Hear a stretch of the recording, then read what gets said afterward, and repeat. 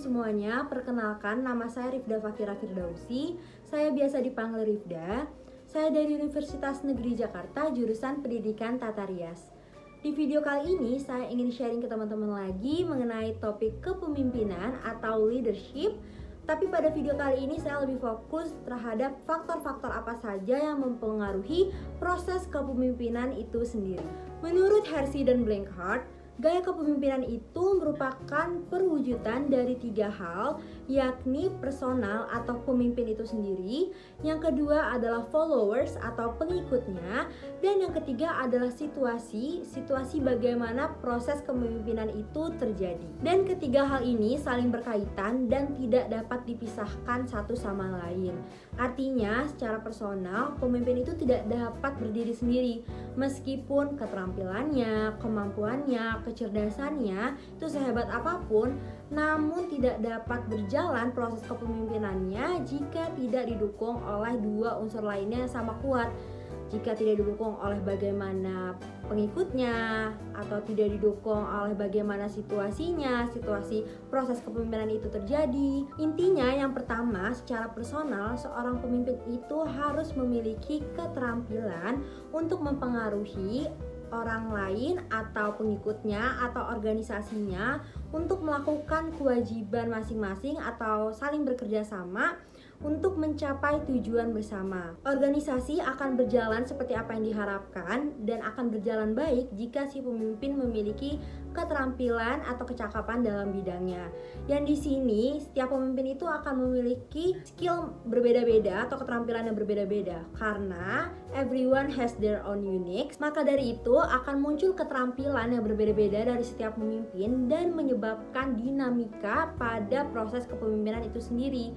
Contohnya, pada pemimpin A tuh kayak gini loh, pada pemimpin B tuh kayak gini, kurangnya kayak gini, dia tuh bisanya ini, bisanya itu. Karena setiap manusia itu memang dilahirkan secara unik dan memiliki keterampilan masing-masing. Contohnya keterampilan teknis, keterampilan konseptual, keterampilan manusiawi, dan lain-lain. Meski terkadang secara teoritis pemimpin itu sama, namun secara teknis, secara kenyataannya pemimpin itu cenderung berbeda. Setiap pemimpin akan memiliki keterampilan dan proses kepemimpinan yang berbeda-beda. Hal kedua yang sama pentingnya yakni bawahan atau pengikutnya. Pengikut di sini adalah sekelompok anggota atau sekelompok orang dari perkumpulan yang sama dan memiliki tugas atau kewajiban masing-masing dalam mencapai tujuan organisasi atau lembaga tersebut. Pada sebuah organisasi, biasanya pengikut atau bawahan memiliki peran yang sangat strategis dan tidak dapat dipandang sebelah mata. Besar atau tumbuhnya sebuah organisasi tidak hanya dipengaruhi oleh bagaimana cara pemimpin memimpin, namun juga dari bagaimana kinerja dari pengikutnya atau bawahannya. Oleh karena itu, pemimpin dituntut untuk menyeleksi, memilih secara cermat bawahan-bawahannya untuk mencapai tujuan bersama secara maksimal dengan bekerja sama bersama orang-orang yang memiliki visi misi yang sama. Karena leadership is decision making. Yang ketiga adalah situasi, yakni kondisi dari proses pemimpin dalam mempengaruhi orang lain, dalam mengajak bekerja sama, dalam mempengaruhi perilaku orang lain untuk setia, untuk loyal terhadap organisasinya, dan mau bekerja sama untuk mencapai tujuan dari organisasi atau lembaga tersebut. Next, kalau misalkan kita cari pendapat ahli lainnya mengenai faktor kepemimpinan, kita dapat menarik benang merahnya karena rata-rata mengatakan pendapat yang sama, yakni ada 3 variabel yang menentukan proses kepemimpinan itu sendiri, sama seperti pendapat sebelumnya, yaitu personal atau pemimpin itu sendiri. Kemudian yang kedua adalah organisasinya secara umum, dan yang ketiga adalah persoalan sosial. Jadi seseorang ketika memimpin sangat dipengaruhi oleh keterampilannya, kecerdasannya dalam sebuah organisasi.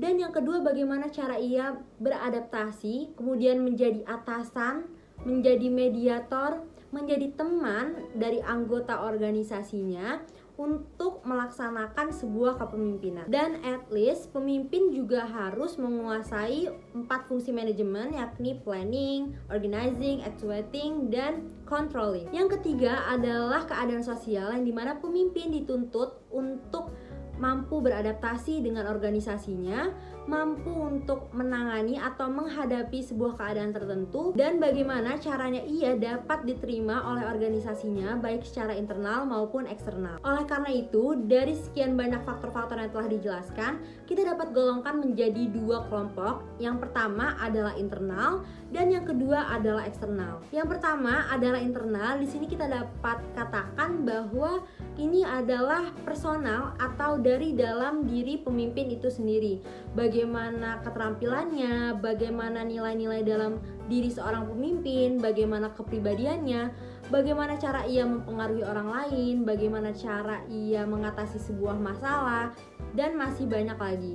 Dan di sini akan muncul keterampilan berbeda-beda dari setiap pemimpin, yang dimana nanti akan memberikan dinamika atau proses kepemimpinan yang berbeda-beda. Dan nantinya akan ada karakter-karakter bawaan dari seorang pemimpin yang telah terbentuk dari proses pematangan, proses pengalaman, dan pendidikannya. Yang kedua adalah eksternal. Di sini kalau misalkan kita kaitkan dengan pendapat atau teori dari Hersey dan Blanchard, ada dua, yakni bawahan atau pengikutnya dan situasi. Faktor bawahan atau pengikut di sini sangat mempengaruhi jalannya organisasi atau proses organisasi, karena akan banyak karakter dan keterampilan yang berbeda-beda dari setiap bawahan.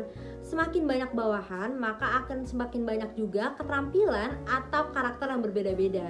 Di sini akan menjadi tantangan yang sangat berat bagi seorang pemimpin untuk menyelaraskan dan menyatukan seluruh pendapat dari bawahan agar dapat terlaksana tujuan organisasinya secara maksimal. Maka dari itu, pemimpin dituntut untuk mampu memberikan loyalitas atau membuat pengikutnya menjadi loyal terhadap organisasinya dan memberikan sense of belongings terhadap organisasinya. Kalau di dunia pendidikan, berarti pengajar yang harus mempelajari, beradaptasi, dan menguasai karakter-karakter dari peserta didik yang berbeda-beda menggunakan pendekatan yang terbaik seperti pendekatan pedagogika atau pendekatan-pendekatan lainnya. Maka dari itu dapat dikatakan keberhasilan seorang pemimpin dapat dilihat dari bagaimana cara ia menguasai, beradaptasi, dan melihat orang-orang yang dipimpinnya. Kemudian faktor eksternal yang terakhir adalah situasi. Di sini dapat dikatakan aspek waktu, aspek tempat, aspek organisasi, dan lain-lain.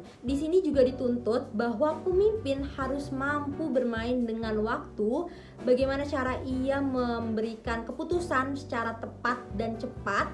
Kemudian juga bagaimana cara ia menyelesaikan sebuah masalah dalam waktu yang telah ditentukan, dan bagaimana cara ia mengikuti perkembangan yang ada di dunia. Sekian materi sharing untuk video kali ini, kurang lebihnya mohon maaf. Wassalamualaikum warahmatullahi wabarakatuh.